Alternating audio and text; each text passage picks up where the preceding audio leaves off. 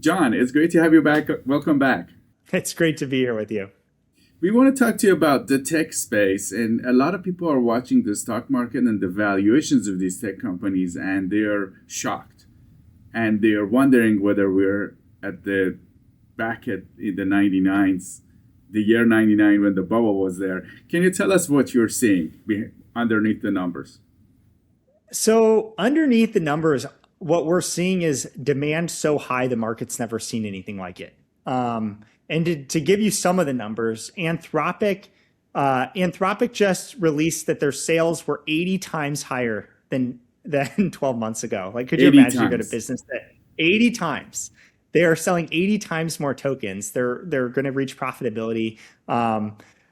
Goldman Sachs just said that they expect token demand to increase by 24x over the next couple of years. So that's not like 1 or 200 or 300%. I mean, when you're talking about 80x, 24x, the market doesn't really know how to value that sort of growth. And so you're seeing it in the semiconductors who, obviously to generate tokens, you need compute. To have compute, you need a data center. And then basically you need some electricity and you can generate these tokens. And so when you have such high return on your investment and such high demand, it's almost impossible to underestimate what the potential is like 5 years from now.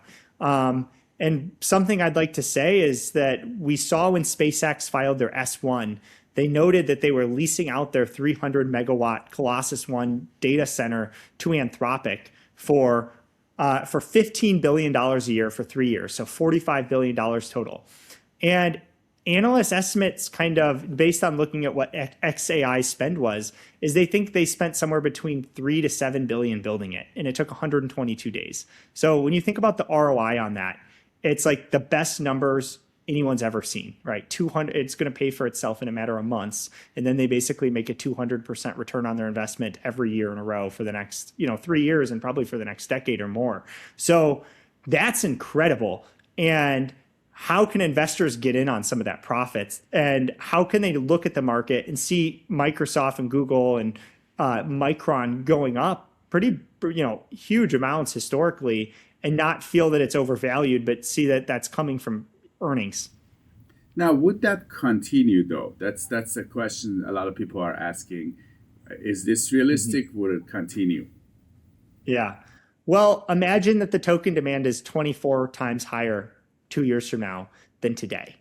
So the question is, if you have a 200% ROI on your data centers today, one, do you stop buying semiconductors to build them from? Because like to build out this compute, you need memory, you need GPUs, you need CPUs. So in memory, you've got Micron and SanDisk. They make solid state drives. You've got then in GPUs, you've got NVIDIA and AMD, and then in CPUs, you have AMD and Intel. And now all these stocks over the last year are up hundreds of percents. But do you know what's up more?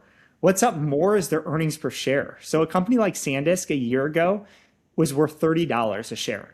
And they just earned $33 a share in GAAP EPS in one quarter. So In what one that quarter. tells you, so what that tells you, if the stock hadn't rallied, the PE ratio today would be zero point 0.2.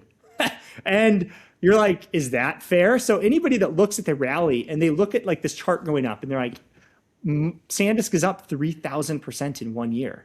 And part of that came from these companies had really low PE ratios, like 5 a year ago. And the other part of it came from if they hadn't rallied, their PE ratio would be zero point 0.2. And so now they've gone up 3,000%, but they still only have a PE ratio of 10. And that is like, so people see these things going up and they're like, oh my gosh, now it has a forward PE ratio of 10. It's overvalued. And you're like, wait a second, that's the lowest forward PE ratio I've ever seen in a high growth tech company. So, I'm not in the overvalued camp, and obviously there's always downside when you invest, but I remain very optimistic, and I've never seen anything like this since I've been doing this for a decade.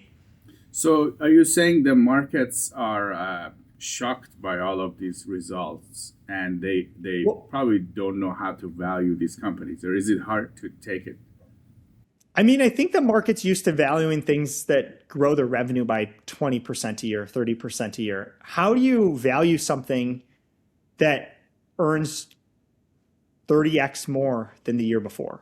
How do you value some, and how can you even project that? So the analysts were sitting there a year ago saying, oh yeah, maybe Micron will earn a little bit more, and maybe SanDisk and NVIDIA, right? NVIDIA is earning like 25 times more than 2 years ago.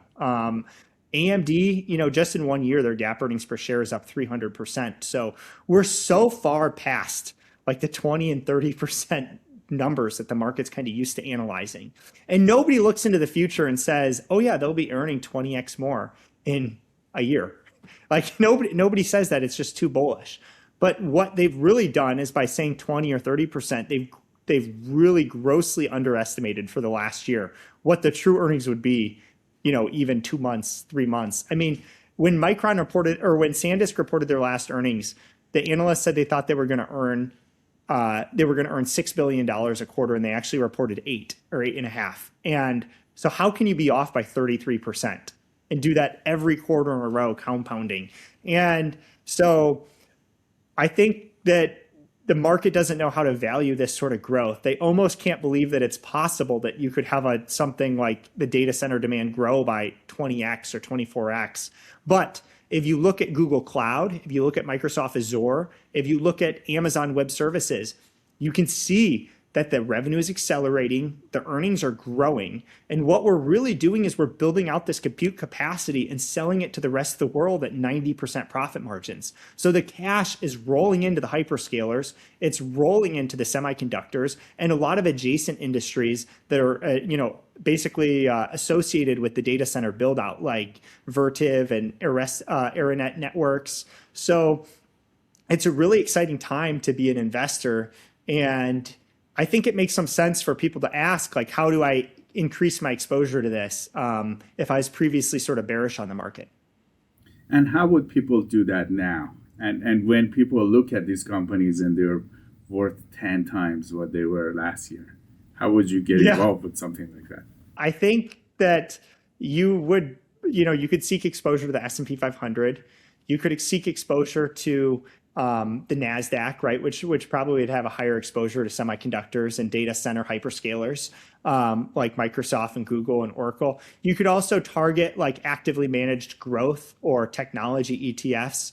So there could be some like the XLK, which is like a tech index. Even I run AOTG, which is an actively managed growth fund that's listed on the NASDAQ. So I think there's a lot of great options out there for investors. And what they should do is they should look at the underlying portfolio of the holdings and ask themselves, like, does this align with what I want to do? And do I like this portfolio that's growing, their earnings at almost 100% year over year for a PE ratio of 20?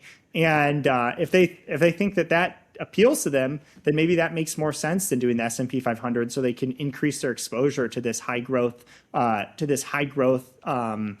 out that we're seeing in AI and compute and semiconductors. Now, John, there was a report of Microsoft cutting back on Anthropic, using Anthropic in there. I don't know if you've seen that because of cost reasons. Do you think there might be a backlash into using these systems because of cost? Or do you think it's just this is a one-time issue that will pass? Well, it's a lot, somebody has to fund this, and eventually it's the people that are buying the tokens. And so what Microsoft was doing, and a lot of companies, is they're buying tokens to automate things. So maybe instead of having a whole payroll department that could cost, who knows how much it costs Microsoft, probably costs them billions. But maybe you use tokens to automate a lot of that. And so the idea is maybe you spend $100 million in tokens, but it saves you $1 billion in costs. And so companies like Salesforce are doing that. Even NVIDIA is using it to help create new chip designs. So really they're accessing really high-end compute to automate tasks that were previously very expensive, labor intensive, and would take a lot of time and research. So I think that's going to continue, but you have to remember Microsoft has their own models. So the question is, do you pay your competitor and help them get even further ahead of you in the race versus paying for your own model that you have? Just like Google might rather have Gemini do this stuff than using Claude. So I think that makes some sense in what they're doing. But the other interesting thing is that, like, XAI is deciding that, part of SpaceX is deciding that they should rent out their compute to Anthropic. So what does that really say? Maybe that's saying that they don't think they can compete in this high-end model market, and that instead they should make the money by leasing out to Anthropic. And Anthropic, I think the interesting thing about Anthropic is that they decided not to build out any data centers on their own, and now they're so far behind the ball. And I think they're a little politically left-leaning, so I think they have a hard time with opposition to data centers. And so the interesting thing about the data centers is that it's going to be hard in the blue states, right? Where there's a lot of opposition and a lot of red tape. Like I live in Iowa, and like a ton of my neighbors around me are. They work for Oracle. Electricians, welders, plumbers are making $250,000 a year building out these data centers in Iowa. So it's like just totally booming, right? And people are making a ton of money here. And there was a local construction company that sold, it's rumored to sell for billions, that previously just was like an electric company. So that's how crazy the build out is in Iowa. And I think it's hard for people in like the blue states that are like insulated from that. Like they don't even understand all the wealth that's pouring into some of the red states. And then at the same time, like Europe, right? Africa, these people are not building their own data centers there. They're pretty much entirely relying on US compute, which gives the US compute and the data centers, a lot of pricing power to the rest of the world, where it can be like software is traditionally done and sell it to the rest of the world at really high profit margins. So I think we're going to see a new era of tech profitability, and it really could be 10 times higher than it was a year ago or in 2 years. So I'm very optimistic. We see accelerating revenue growth, accelerated earnings growth, right? Like Google's earning 20% more than last year in revenue, but they're earning 80% more in GAAP earnings per share growth. So what that tells you is they're having very high profit margins on new sales. And I think that's going to continue. So that's why they're all investing so much. And we should be happy that the hyperscalers aren't sitting on more cash than the US Treasury had, which is what they were traditionally doing. We should be happy that they're putting that money to work and building new products and doing really well for shareholders. John, when we talked to you last time, you were big on software, and this space has been kind of in trouble. Some are. Yeah. Can you tell us more about what's happening with software? Do you think they're going to come back and use these AI tools? Yeah. So software, the biggest problem with software is people said that AI was going to replace software. So instead of using a payroll software, you would have your Claude code you your own custom program and not pay somebody a subscription, but do it yourself. So that was like kind of the going theory. It seems like that's kind of flipped on its head. And what people are realizing in the age of agentic AI, so in agentic AI, you have these agents that do things for you. So we're going from generative AI, where you ask ChatGPT a question, to agentic AI, which is you actually have these AI agents that can do work for you. And that requires a lot more compute, a lot more CPUs, and a lot more memory. Now, how that correlates with software is quite interesting, because what we're seeing now is that the AI agents are using the software to do the work. So like you might have like a video that you're making, and you're going to have your AI agent do all the editing of it in a video software, or you're making marketing material and you're having the AI agent make it in Adobe, or you're doing sales and you're having the AI agent use Salesforce. And softwares like Autodesk, right, which does like CAD drawings and stuff, I guess they're seeing a lot higher demand. And so the interesting thing is software has always been limited by butts and seats, right? Like if you were going to be a subscriber, you had to be a person, sitting in a seat. And that's really expensive labor-wise, like for enterprises as well. And so now it's not necessarily limited by butts and seats. Now it is actually like one person like me could have 20 AI agents, and they could all be using different softwares. So it really, in some ways, could increase the demand for software exponentially. And so I think that's really bullish. But right now, all the best growth is in the hyperscalers and in the data centers and in semiconductors. I mean, the demand is so huge, it's unreal right now.